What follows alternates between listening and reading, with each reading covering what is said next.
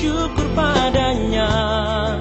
Alhamdulillah, nikmatmu akan bertambah. Alhamdulillah, ucaplah dengan ikhlas. Alhamdulillah, ucap syukur. Assalamualaikum warahmatullahi wabarakatuh. Alhamdulillah, wassalatu wassalamu ala rasulillah wa ala alihi wa ashabihi wa mawalah. Para pemirsa rahimakumullah,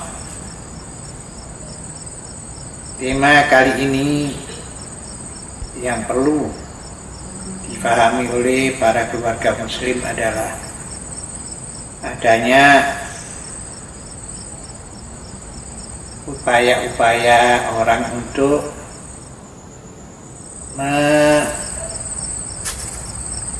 mengecilkan ajaran Islam di dalam kehidupan sosial dan politik.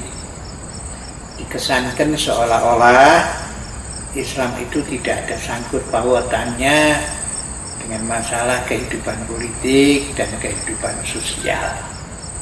Manusia bebas untuk berbuat apa saja dalam bidang politik, dalam bidang sosial, karena dua hal itu sama sekali tidak ada kaitannya dengan agama. Pemirsa rahimakumullah, perlu kita pahami bahwa Rasulullah Sallallahu Alaihi Wasallam diutus oleh Allah itu untuk memperbaiki perilaku manusia di dalam segala hal. Perilaku manusia di bidang keluarga, di dalam kegiatan ekonomi, di dalam kehidupan sosial, kehidupan politik, dan semua bidang kehidupan tanpa kecuali, terutama sekali berkaitan dengan tata cara manusia untuk beribadah kepada Allah Subhanahu wa Ta'ala. Maka adanya pernyataan ataupun omongan atau semboyan, pisahkanlah politik dari agama, sesungguhnya sesuatu hal yang sama sekali bertentangan dengan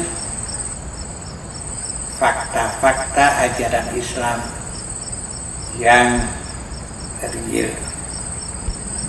Juga omongan semacam itu dibantah sendiri oleh para filosof dan ilmuwan-ilmuwan barat. Berikut ini akan kita buktikan kesalahan fatal dari pernyataan orang-orang yang beranggapan bahwa agama harus dipisahkan dari politik atau politik harus dipisahkan dari agama dengan alasan politik itu kotor, agama itu bersih. Baiklah para pemirsa rahimakumullah, kita akan bertanya kepada orang-orang yang mengatakan politik kotor. Jika politik itu kotor, membersihkannya pakai apa? Dengan cara apa? Dengan pedoman apa? Supaya politik tidak kotor. Ibaratnya para pemirsa mempunyai baju yang kotor. Apakah baju yang kotor itu dibuang begitu saja lalu beri yang baru? Kalau kita berpikir semacam itu, setiap kali baju kita kotor kita buang, celana kita kotor kita buang, kira-kira sanggup nggak kita itu membeli yang baru terus? Sudah pasti tidak, dan itu tidak sesuai dengan akal manusia yang sehat. Kalau baju kita kotor, celana kita kotor, atau pakaian-pakaian lain yang kita pakai sudah kotor, kita cuci. Kita cuci dengan rinso misalnya, dengan sabun dan lain sebagainya untuk membersihkan pakaian yang kotor. itu kalau pakaian yang kotor, kita usahakan untuk membersihkan dengan rinso. Lalu bagaimana cara kita membersihkan politik yang kotor supaya bersih dari kekotoran? Inilah pertanyaan yang harus dijawab. Bukan dengan dalih yang dibuat-buat agama bersih, tidak boleh dicampurkan dengan politik akan menjadi kotor. Ini sama sekali bukanlah logika yang sehat. Logika yang sehat ialah karena agama itu bersih dan politik kotor, supaya politik yang kotor itu menjadi bersih harus dicuci pakai agama, bukan dipisahkan. Itu logika yang sehat, logika yang betul-betul rasional.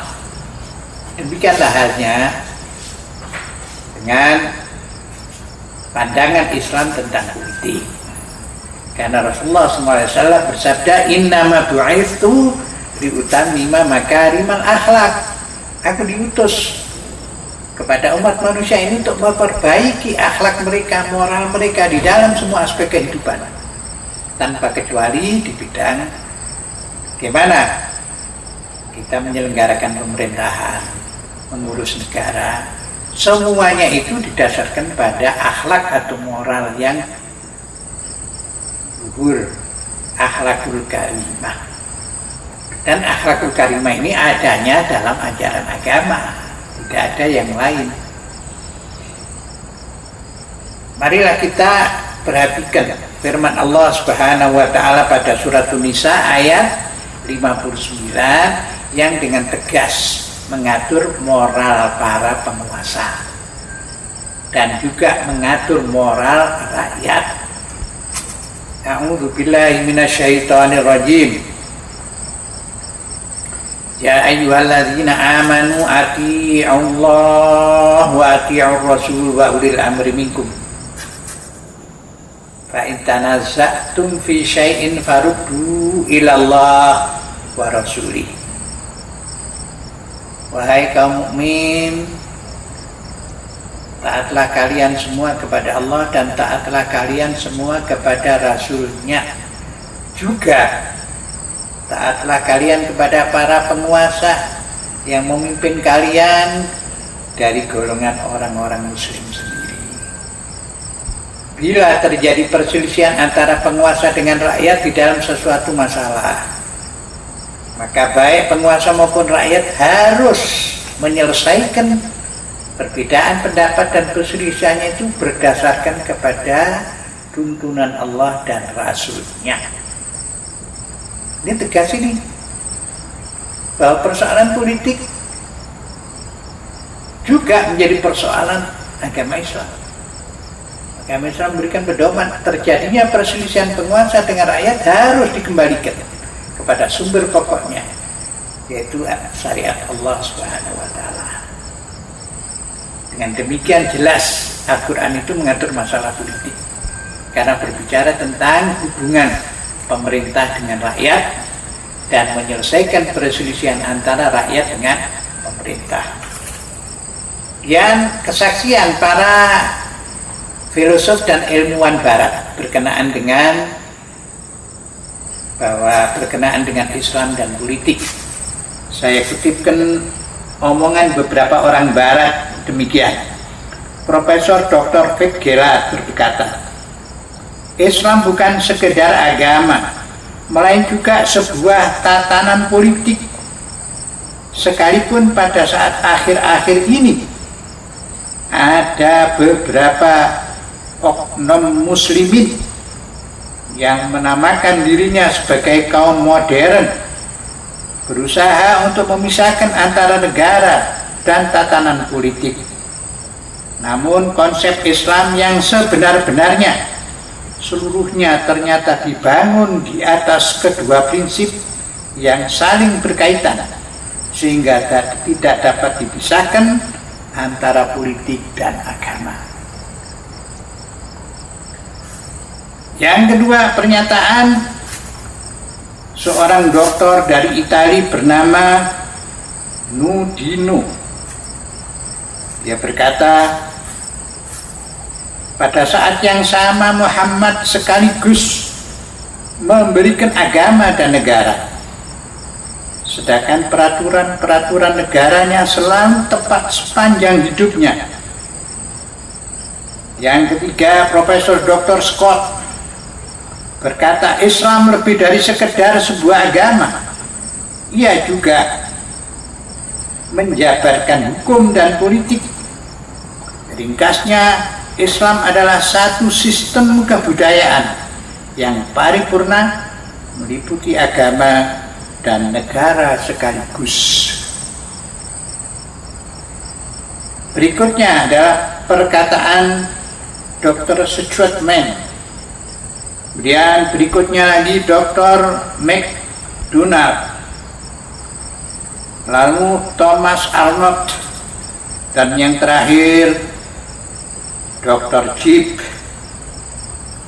berkata, sejak saat itu sudahlah menjadi jelas bahwa Islam bukan semata-mata akidah keagamaan individual, tetapi sudah mewajibkan pembentukan suatu masyarakat yang mandiri, yang memiliki bentuk pemerintahan sendiri, serta memiliki konstitusi dan sistem pemerintahnya secara khusus. Pemirsa rahimakumullah, dengan didasarkan pada firman Allah 59 surat An-Nisa dan pernyataan dari 7 orang profesor doktor ilmuwan barat, kita harapkan para keluarga muslim tidak terpesona oleh omongan yang menyatakan bahwa agama harus dipisahkan dari politik. Politik itu kotor, agama itu bersih. Semboyan semacam itu sama sekali tidak logis, tidak rasional, dan tidak sesuai dengan pedoman kehidupan yang berdasarkan akhlakul karimah. Kalau negara boleh bebas dari nilai-nilai agama, maka itulah negara komunis. Membenarkan segala macam tindakan, membunuh, merampok, merampas, dan lain sebagainya. Atau juga negara kapitalis yang tidak peduli dengan kemelaratan dan kemiskinan rakyat. Kezaliman dilakukan oleh yang kaya terhadap yang miskin, dan lain sebagainya, yang membuat carut marutnya dunia sekarang ini. Hanya dengan politik yang didasarkan pada akhlakul karimah, pada aturan-aturan ilahi, manusia bisa dituntun untuk menata kehidupan bernegara, bermasyarakat, berekonomi, dan bersosial menuju kepada keadilan, ketentraman, kedamaian, keluhuran, dan persaudaraan. Billahi taufiq wal hidayah. Assalamualaikum warahmatullahi wabarakatuh. Bersyukur padanya